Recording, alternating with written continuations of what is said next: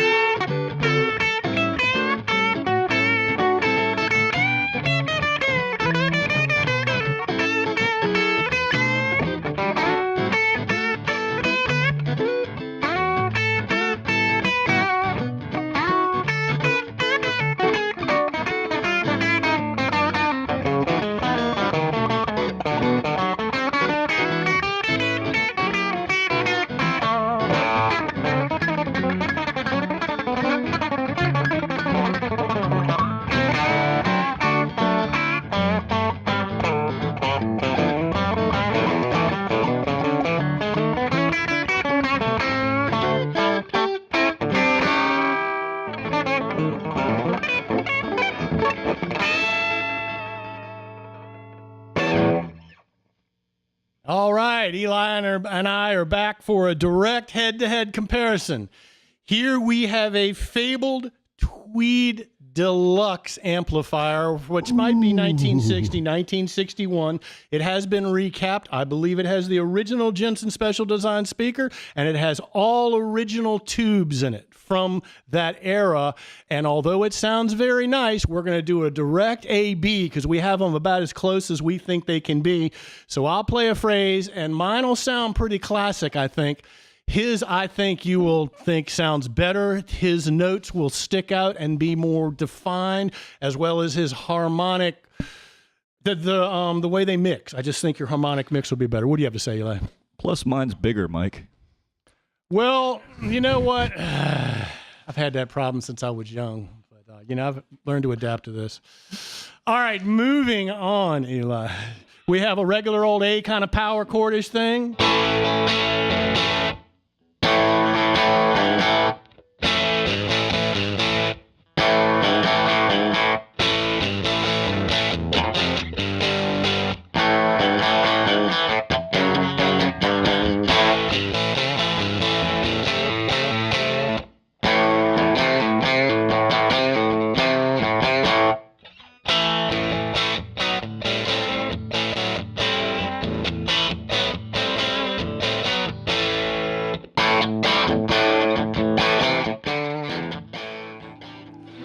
You know more tricks than I do. It's not I fair. don't know, man. I saw you doing that on the break. That's where I just learned that one from. I saw you doing that behind the nut thing.